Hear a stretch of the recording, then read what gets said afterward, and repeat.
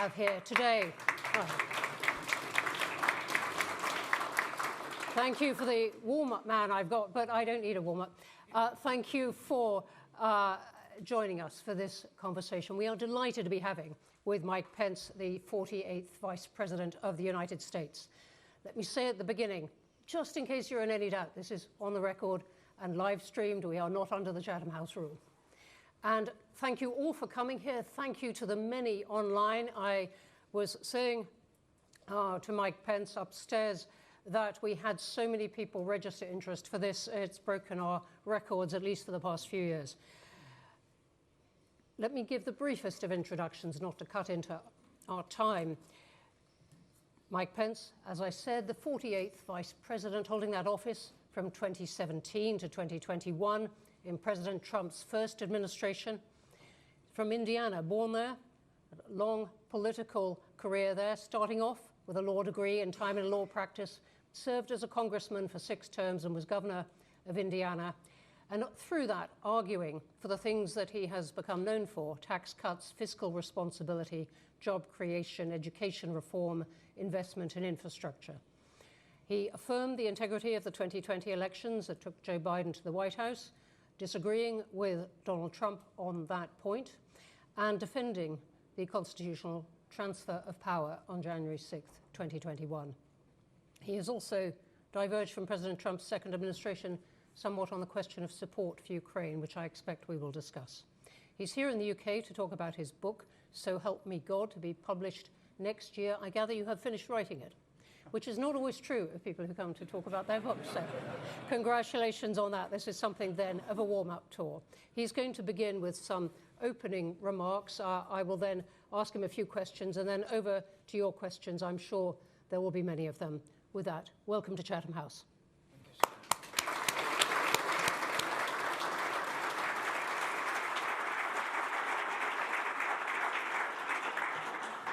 Well, thank you for that introduction. You read it just the way I wrote it. But it genuinely is an honor for my wife Karen and I to be back in Great Britain. We are rounding out a week of travel that's taken us from Newcastle to the north and Oxford and Cambridge, but I was very much looking forward to the opportunity to walk in these historic halls and speak into this moment here at Chatham House, an institution that for more than a century has stood as one of the world's leading forums for thoughtful debate and principled dialogue on international affairs. Well, it wasn't in my introduction. I hail from a heartland state, but I spent more than a decade on the International Relations Committee in the House of Representatives as a governor. I traveled the world, because in Indiana we do 2 things well. We make things and we grow things and we sell them to the world. And then as Vice President of the United States, I had the privilege of representing our country in many venues with many world leaders. And so I cherish the great tradition here at the Chatham House, and I'm humbled by the invitation. Truth is, Chatham House has helped nations turn the lessons of war into the practice of peace. And in every generation, your work has reminded us that ideas shape destiny and the future of freedom. Join me in thanking the leadership here at the Chatham House for the work that you continue to do.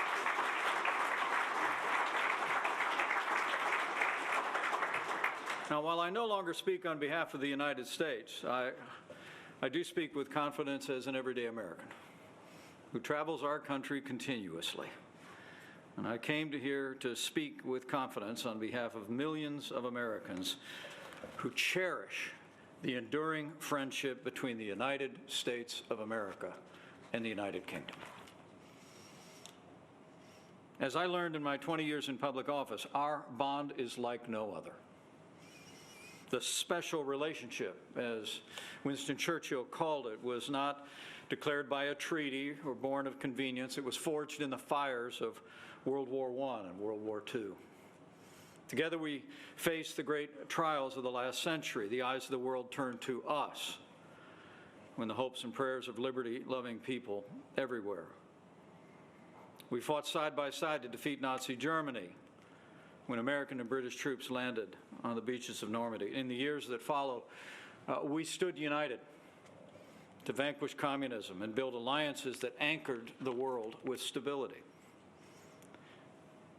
And just as America came to Britain's aid in the Second World War, I was in Washington, D.C. on September the 11th, 2001, as a new member of Congress.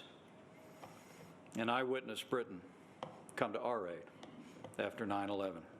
The only time Article 5 has ever been initiated under the NATO treaty.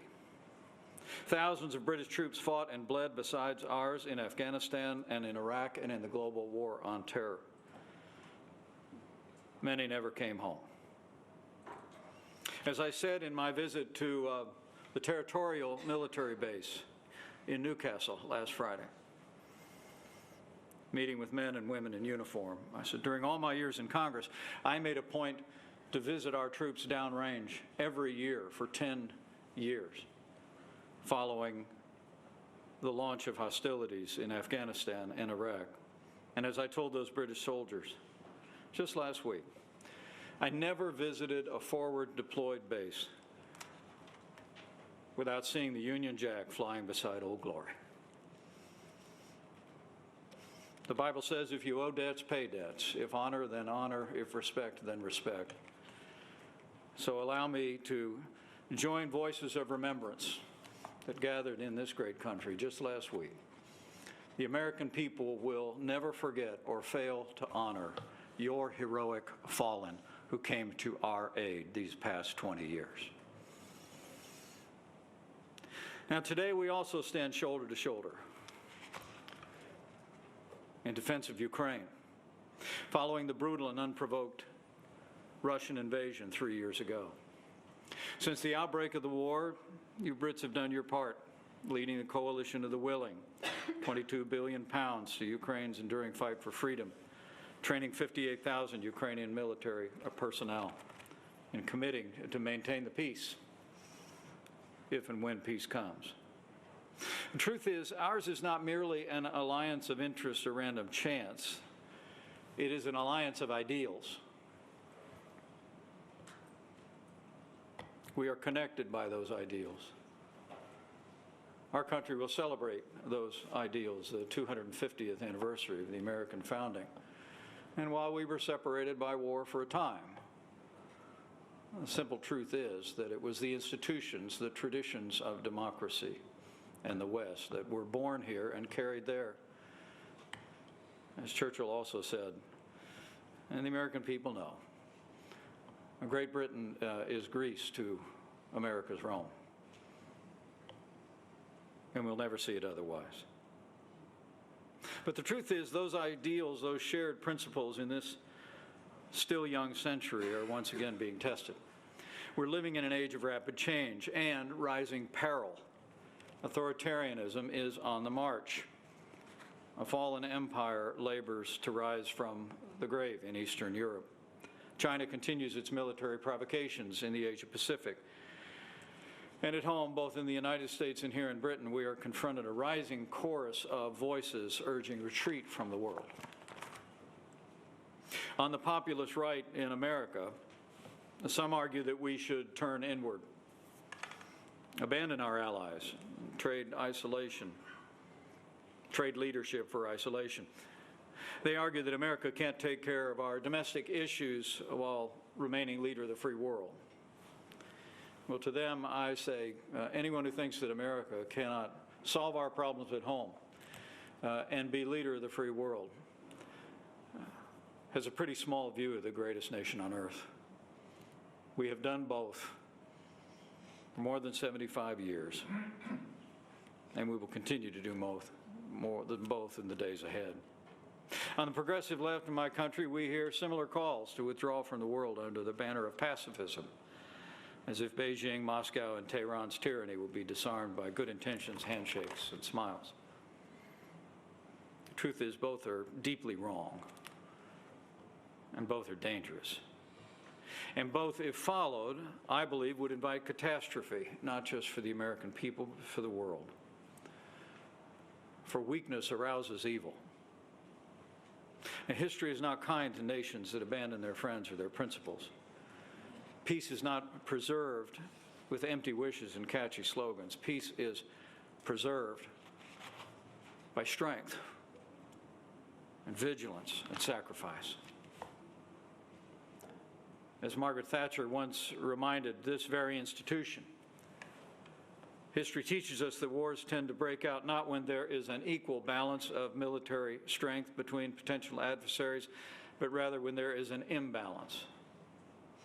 It's military weakness that tempts the tyrant and leads to war. The Iron Lady's words ring as true today as they did in her time, in this place.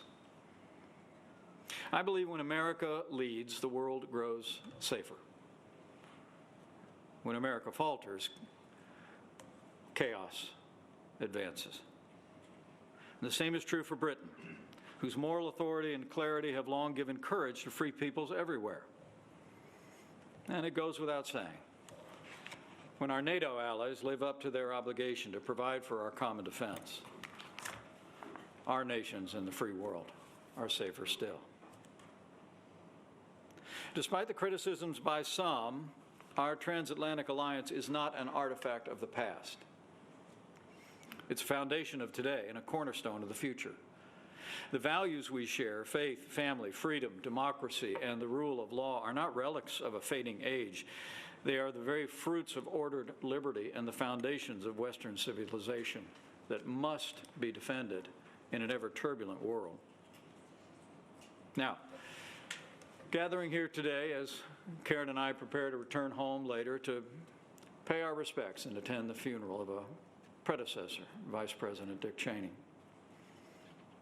I'd be less than candid if I didn't acknowledge that in recent days, the special relationship between our countries has begun to feel at times like a especially difficult relationship. Now, I acknowledge that some of our president's recent actions imposing unilateral tariffs on friend and foe alike have strained relations with the UK, at least for a time. But some of the choices, I say with great respect, made in London have given ammunition to angry voices in my country that argue our allies no longer share our values and no longer deserve our trust. When British courts imprison citizens for what they say or pray or where they pray, when your government announces plans to withhold intelligence because it distrusts American actions against narco-terrorists, or when it embraces the same open border policies that are undermining sovereignty across the West, those decisions echo far beyond these shores. They're noticed across America, not just in Washington, D.C. And they are exploited by those who would say that the UK is not our friend, who would like nothing more than to see the Atlantic alliance crumble. But let me assure you, the American people know that the United Kingdom is our friend, and the United States will always be a friend to the United Kingdom. So I say as a friend, the surest way to strengthen our alliance is to live out the freedoms that made it possible. Free speech, secure borders, moral courage to call evil by its name. These are not uniquely American virtues. They're the shared inheritance of freed people. We do well to repair to them. So I came to say today, now more than ever, the United States and the United Kingdom must stand together as the twin pillars of the free world. And nowhere is that calling clearer than in the war raging in Eastern Europe. My wife and I have traveled into Ukraine since Russia's brutal and unprovoked invasion 3 years ago. Just a few short months after the initial invasion, we crossed the border of Poland to a relief center and saw a sight I never thought I'd see outside of black and white films from World War II.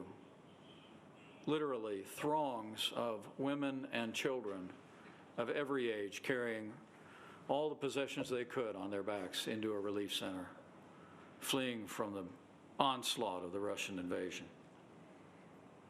And in 2023, I traveled to the very sites just outside Kiev where Ukrainian troops turned back the initial invasion on that capital city, bravely in the woods, at great cost. I mean, Vladimir Putin's unprovoked invasion of Ukraine is the most blatant act of aggression in Europe since 1939. But it's not merely an attack on one nation. It's a very assault on the right of free people to determine their own destiny. And it's assault on the principle that we will not allow powers to redraw international lines by force. And the truth is, I have no doubt that if Vladimir Putin, who I have met and spoken to, and told things that he didn't want to hear, I have no doubt that if Vladimir Putin overruns Ukraine, it's only a matter of time before he crosses a border where our men and women in uniform will have to deal with him. Now, I want to commend the United Kingdom for its steadfast leadership, sending weapons, training troops, rallying Europe, but we must do more. Putin will not stop until he's stopped. That's why in my country, I have called on our administration and on the Congress of the United States to pass strong secondary sanctions against any nation that is propping up Russia's war machine through the purchase of its energy. Russia's war efforts is being maintained and sustained by oil money from the rest of the world, and much of it comes from nations who claim to share our values. More than $1 trillion worth of Russian oil and gas has been purchased on world markets, funding Putin's brutal war machine. The passage of strong secondary sanctions by the United States and our allies, I believe, will bring enormous economic pressure on Russia. Any nation that heats its homes with Russian oil fuels Putin's war machine. Any nation that helps Putin should share in his isolation. And in point of fact, I'm happy to report the United States has lots of oil and natural gas. And by the way, the United Kingdom has significant undeveloped reserves in the North Sea.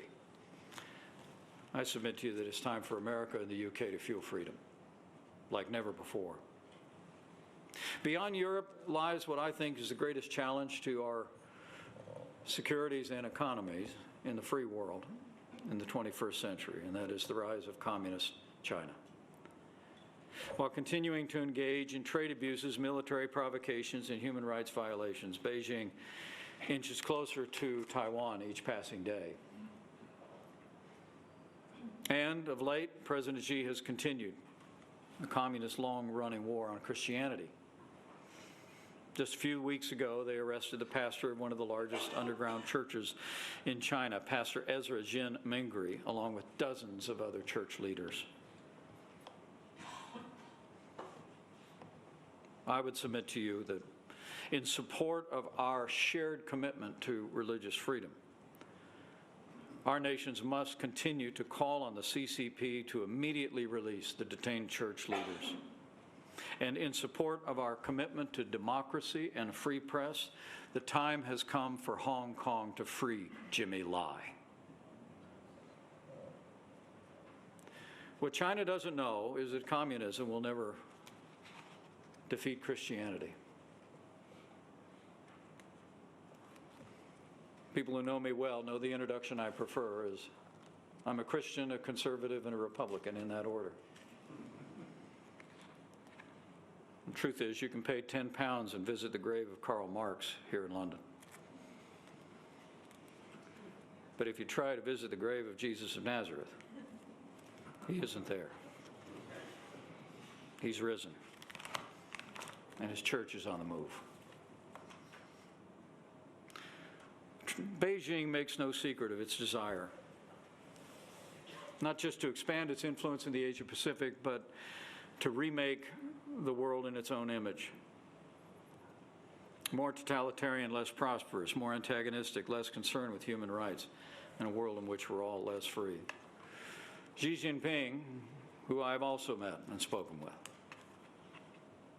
believes history is bending in China's favor, that the West is decadent, divided, too exhausted to defend our interests. And sadly, America's rising isolationists agree. But I say with confidence, President Xi is wrong. And together we will meet China's challenge with unity, defending freedom, navigation in the Pacific, standing with free people of Taiwan, securing our critical supply lines, and ensuring the technologies of tomorrow are shaped by liberty, not by tyranny. The future does not belong to the Chinese Communist Party. The future belongs to freedom. That's the dividing line of our time, more than ever before in my lifetime. Free nations on one side, and those hostile to freedom on the other. In Europe, Asia, and especially in the Middle East. You know, I'm proud to reflect on the shared, deep historical bond that the United States and the United Kingdom share with Israel. Here in Britain, the tradition of Christian Zionism helped inspire the Balfour Declaration, which in turn paved the way for the rebirth of the Jewish state of Israel. And America was proud to be the first nation on earth to recognize that nation in 1948. It is a legacy worth defending and preserving in our time, fulfilling the hopes of generations, both of our countries, and of the proud Jewish people through the millennia. And make no mistake about it, Israel's survival has never depended on charity. It's depended on partnership. That partnership has made the world safer. As America's B-2 bombers buried the Iranian nuclear program under tons of rubble, it was the Israeli Air Force that cleared the way to a safer world. And as we stand with our cherished ally Israel, I submit to you with great respect that we must also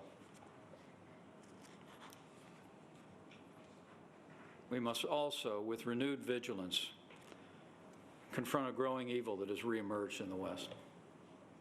Old hatreds dressed up in new rhetoric on the right and on the left represent a vile and dangerous trend in the Western world. And whether it is whispered in the back rooms or shouted on social media, anti-Semitism has no place in a free society anywhere in the world and must be universally condemned. So those then are our challenges, and I look forward to our conversation and your impressions. And I know there are some who say that America is weary and losing interest in the world. That we've lost our appetite for leadership, but that's not the America I know. Outside of social media echo chambers, I can assure you the American people still believe in the ideals of our founding and still embrace America's unique role as leader of the free world. The Ronald Reagan Presidential Library in 2024 did a national survey, found that 57% of Americans, a record high, believed, quote, the U.S. should be more engaged and take the lead in international affairs. Even a majority of those who identified themselves as MAGA Republicans embraced that principle, and I believe they still do. The American people are rejecting the siren song of populism, and I believe they always will. Because America's core character does not change. With one leader, one season in our history, our nation has weathered populists and progressives, isolationists and realists, every shade in between. I mean, our country may get off message from time to time, but America will always be defined not so much by our government as by the enduring and indomitable spirit of the American people. A belief in freedom, free markets, and government of, by, and for the people. So as I close, let me say to all who are gathered here, straight from the heart, that don't give up on these principles. or the important relationship between our two free nations. On the alliances that make us strong. Don't give in to pessimism. Don't lose faith in your countrymen, and never, never doubt the goodness, decency, resolve of the American people. And I know with God's help, America will continue to lead the free world. And as the United Kingdom and our allies stand with us, we will stand firm for freedom against this rising tide of tyranny and aggression, and we will forge a future of liberty, security, and prosperity for all mankind. So help us God.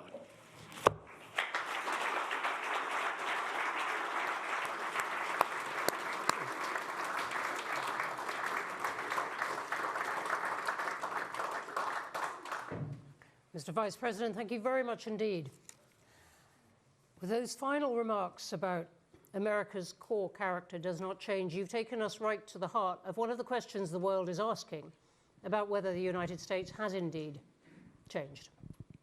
And I wanted to pick up one point, one central point in what you're saying, which is whether the United States still respects the rule of law. I'm thinking of, among many other things, of the remarks that President Trump made about perhaps taking over Canada or Greenland, or some of the things which he has said in the context of Ukraine, which seem to allow President Putin a degree of success or reward for what, as you say, is a hostile invasion of another country. So does the United States still respect the rule of law? What can you say to other countries looking at this? Well, gee, look at the time. You know, yes or no will do. Well, I say emphatically yes. The people of the United States of America and our leaders not only respect the rule of law, but cherish it, cherish freedom. You know, I'm very proud of the record of the Trump-Pence administration. It didn't end the way I wanted it to, but I'll always believe, by God's grace, I did my duty that day in January of 2021, the seat of the peaceful transfer of power.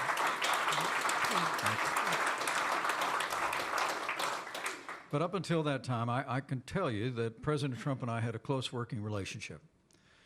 Some people think we're a little bit different.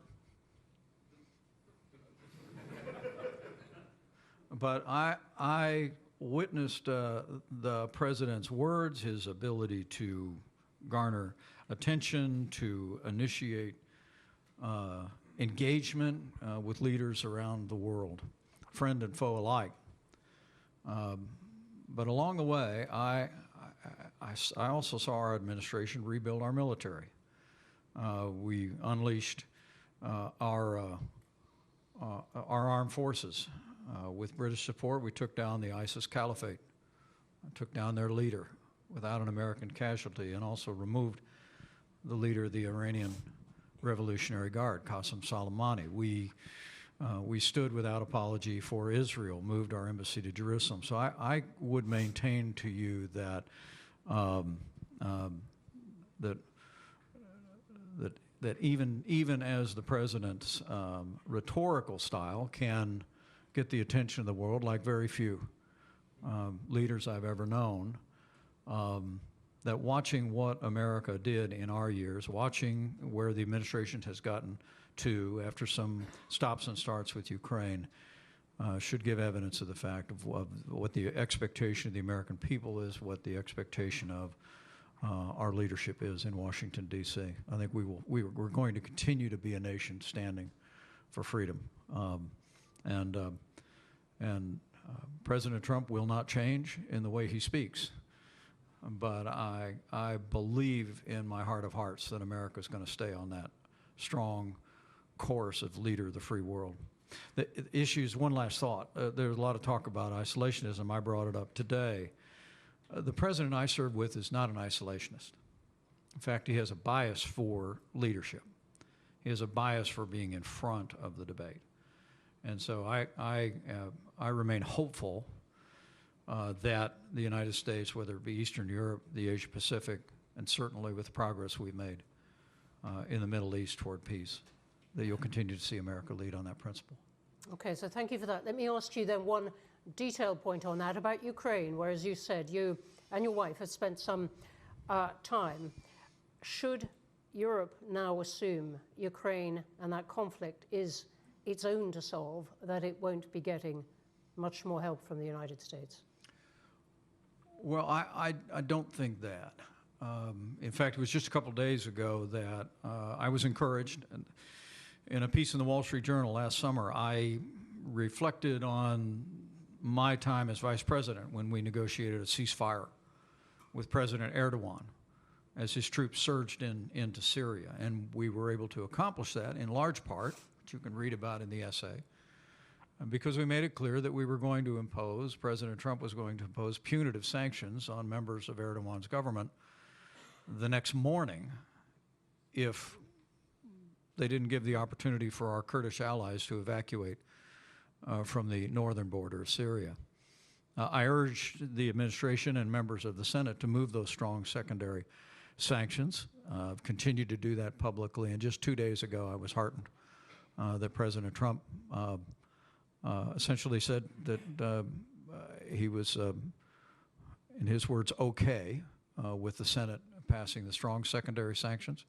And so I don't think, I said in my first trip to Europe as vice president, it was always my impression, America first doesn't mean America alone, but it does mean that our allies would live up to their word to do their part, and $140 billion more of investments by our NATO allies after our first 4 years was evidence that our allies across Europe, here in the UK, did the same. So I don't think you should have the view, other than we should all take the view that this is a real moment of testing of the West.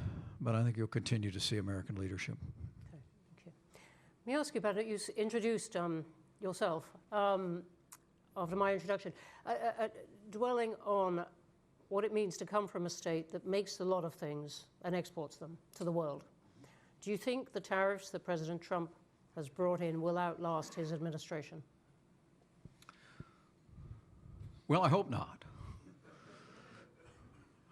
In fact, the Supreme Court of the United States is now currently evaluating whether or not the statute the president has used to impose unilateral tariffs against friend and foe alike is even constitutional. That is claiming that it is an emergency, using that as the basis for these tariffs. Claiming it's an emergency statute, that there's a global emergency. But under our Constitution, Article 1, Section 8, it provides that taxes and tariffs, which were called imposts back in the day, can only be enacted by the Congress. The small foundation that I started a few years ago in Washington, D.C. has filed briefs, one of which was cited in the Court of Appeals case, that we don't believe the president's use of that statute is consistent with the Constitution. And my hope is that a majority of the Supreme Court will conclude the same. I mean, the simple truth is that at the American founding, taxes on tea were kind of an issue. Those were tariffs. And so by the time they got around to that second draft of an American government in 1787 that we call the Constitution of the United States, the one thing they wanted to make clear was that no one person could impose import tariffs and taxes on the American people, that it would be done by the elected representatives of the American people. I'm hopeful that our Supreme Court will draw the same conclusion. Because as we've argued, and as people in the UK understand, whether it's your tariffs here on our goods coming in, or our tariffs on exports from the UK to the United States, I've made it clear that with the exception of maybe a small impact at the margin, that American businesses and American consumers pay American tariffs. And I think the concession by our administration just in the last few days that they were lifting tariffs on coffee and beef to lower prices at the grocery store kind of made my point. So I think the American people are sensing this. I think we're seeing inflation. We're seeing impacts in our economy, and my hope is that whether it's the Supreme Court or whether the administration continues to tack and adjust, that we will return to using tariffs the way we did in our administration, which was we used tariffs and the threat of tariffs to negotiate down tariffs and trade barriers and non-tariff subsidies. I mean, President Trump threatened to do away with NAFTA and impose harsh tariffs on Canada and Mexico. It set the stage for us to negotiate the largest trade deal in American history, the USMCA. I was sent to give a major speech to the City of London to say that when Brexit was done, we were already putting together working groups to begin to negotiate a free trade agreement with the UK. I mean, it seems to me tariffs have their use as a means of facilitating negotiation, but in economic policy, I believe, with the exception of China, because honestly, after decades of trade abuses, intellectual property theft, I think we've got to stand firm on China. But other than that, I believe in free trade with free nations. And it's one of the ways the free world will prosper and prevail. Thank you very much for that. You mentioned the Supreme Court, and I wanted to ask you about the quality of democracy in the U.S. itself. We've got quite a lot of questions online on that, including one from Haida Iqbal. Thank you. I'm thinking both of the January 6th challenge, but even of a remark by the president in the White House last night at a press conference where he asked a question by ABC News, uncomfortable to his guest, the Crown Prince of Saudi Arabia, and suggested that ABC's license, one of the main broadcasters of the US, should be taken away. What about the quality of democracy in the US? What should the rest of the world make of it?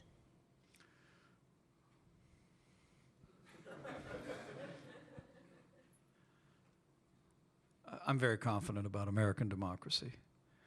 The American people cherish our representative government.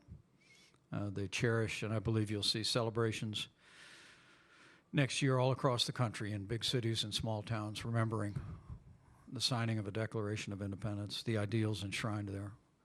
And my confidence really comes from having not only served in the Congress and as a governor and as vice president, traveled across our country continuously, but Karen and I, after we left the White House, we moved home to Indiana.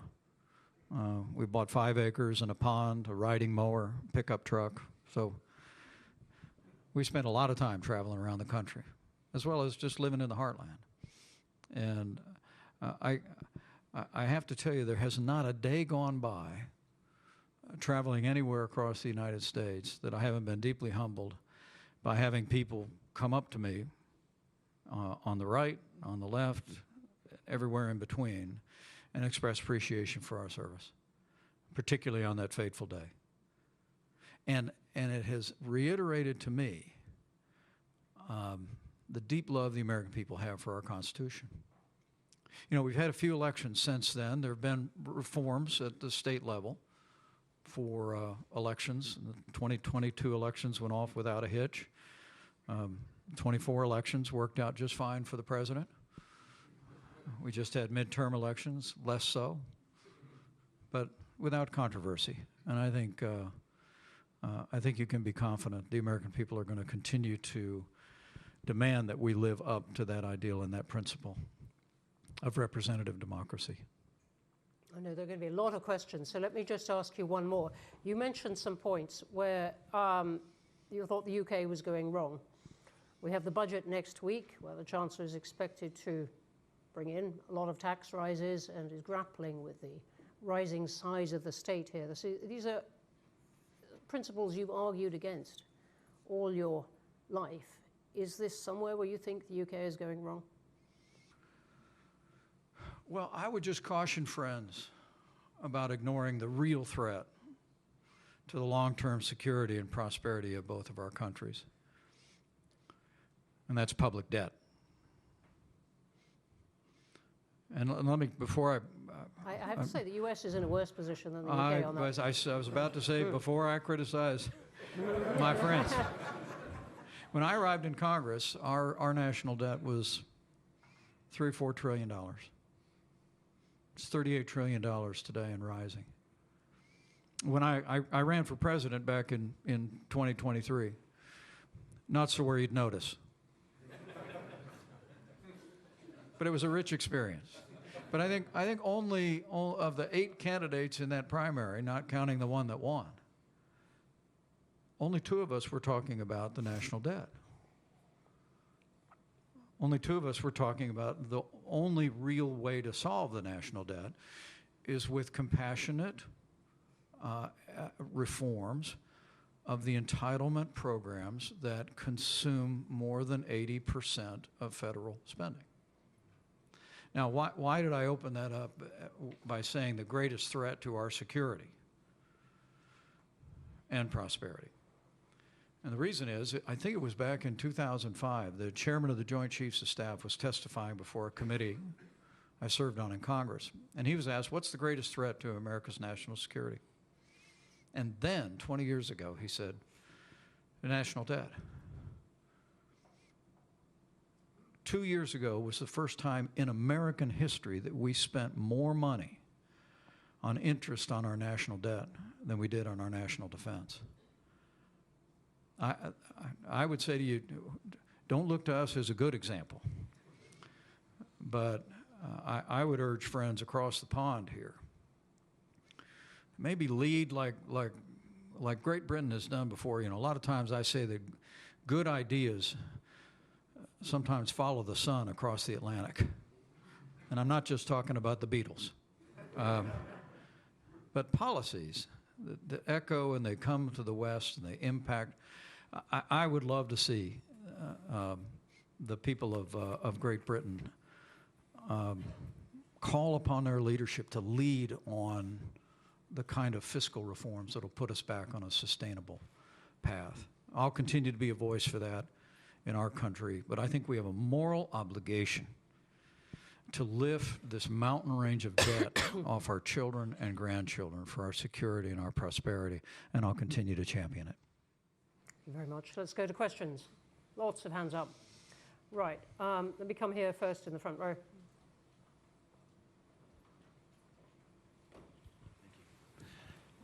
Mr. Vice President, could you elucidate... Could you possibly say who you are? Oh, I beg your pardon. Sam Kiley from The Independent. Mr. Vice President, could you elucidate a little bit more on the perception we certainly have here in the United Kingdom and Europe that internal democracy in the United States really is under threat? There's been attacks on the judiciary, the media, the Pentagon, the armed forces have been eviscerated of potential critics.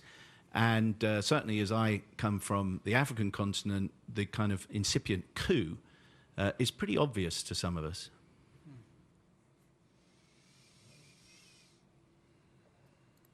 I understand the perception, and I understand the way actions get written about.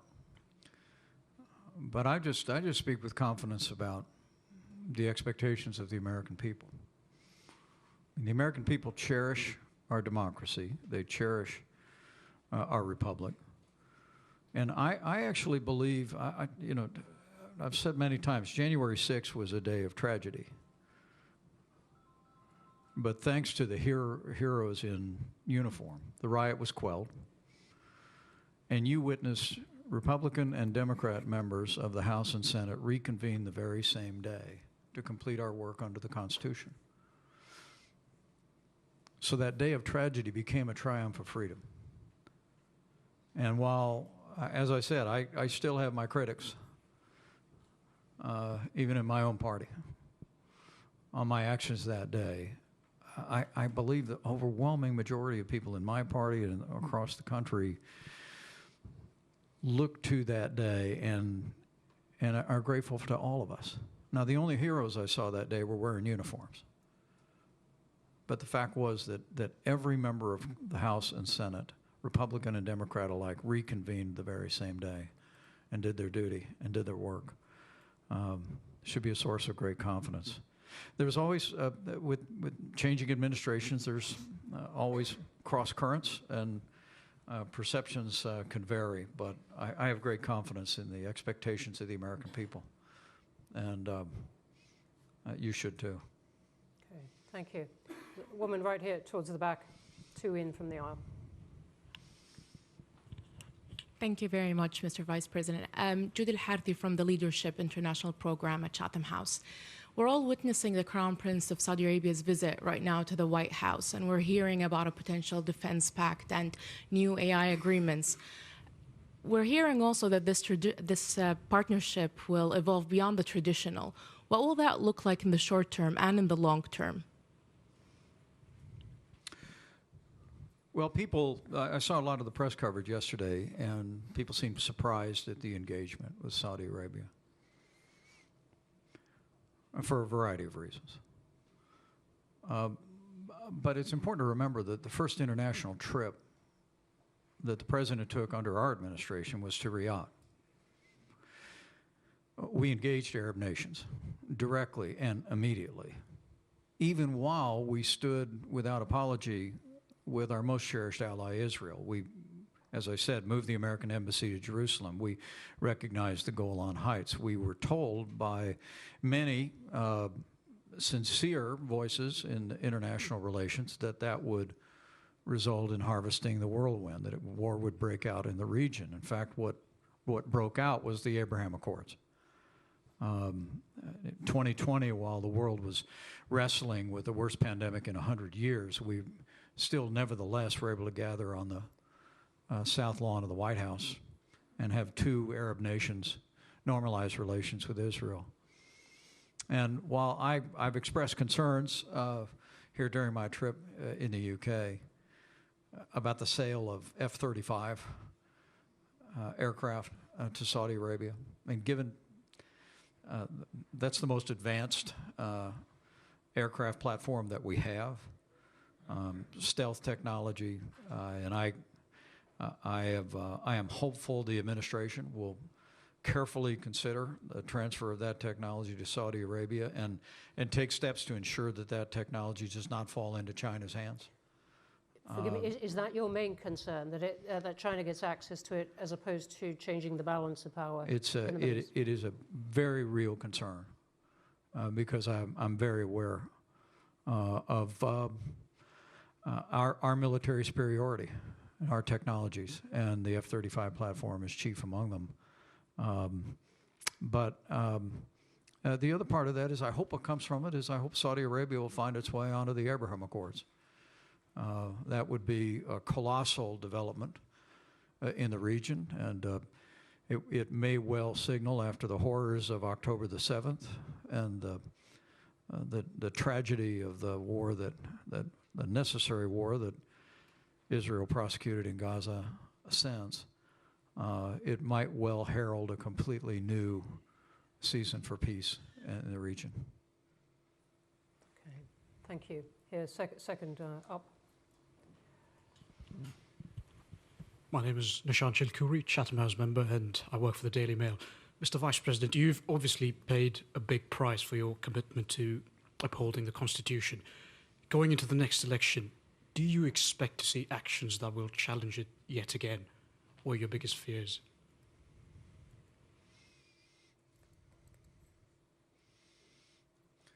Well, let me say I don't know about paying a price.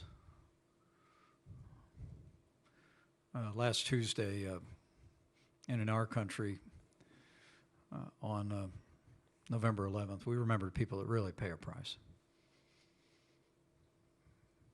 And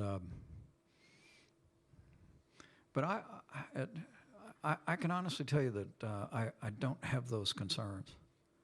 I mean, there always are going to be voices on the fringes of the right and the left. It seems, particularly with social media, that they find megaphones on the right these days more than they found them before. But I have to tell you that the American people that I know just won't have it.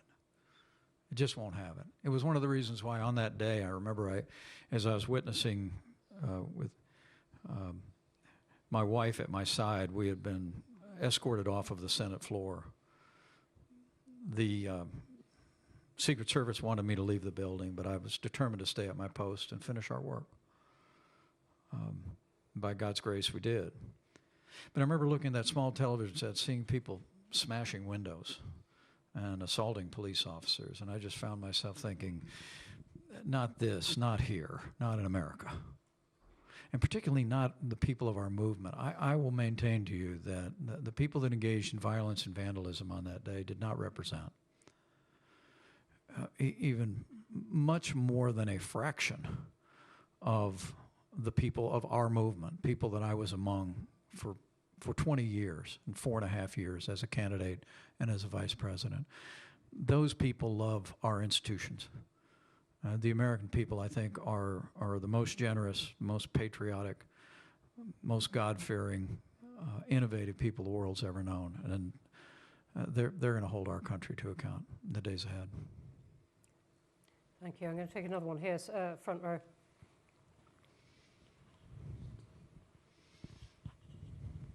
Jonathan Rugman from Channel 4.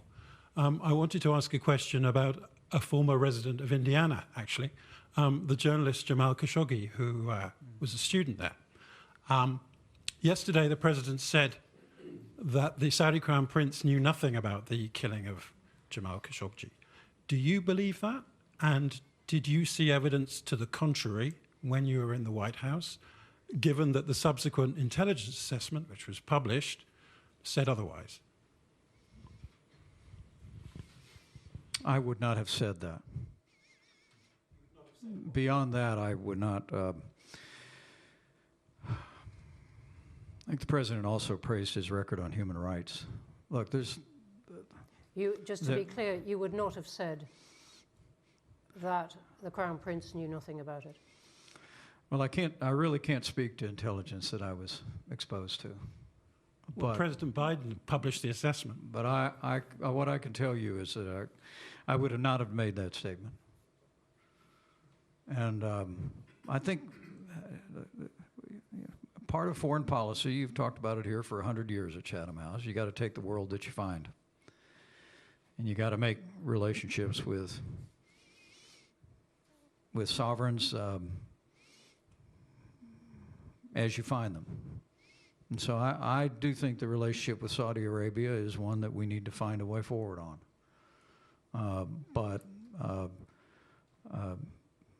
I think it's very important that we never cast aside. We never cast aside our deep commitment to freedom, to the freedom of the press, to and I can tell you, I just simply I would have had I been given the opportunity to be sitting in that right-hand chair in front of the fireplace, that meeting would have gone a little different.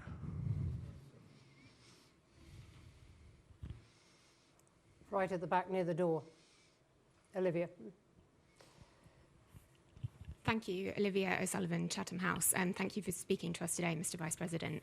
I have a question about immigration. In your remarks, you said when the UK makes certain choices, including around open borders policies, it raises questions among some in the US about the relationship and the alliance. In the past year, this UK government has significantly tightened immigration rules on skilled workers, on family reunification, for students, and most recently on refugee status. So when you say open border policies, can you say specifically what you mean? And in your view, what immigration policies should countries pursue in order to be assured the US will remain their ally? Thank you. Well, I speak more about perceptions in our country about the UK. And I don't believe in foreign interference in elections or policy.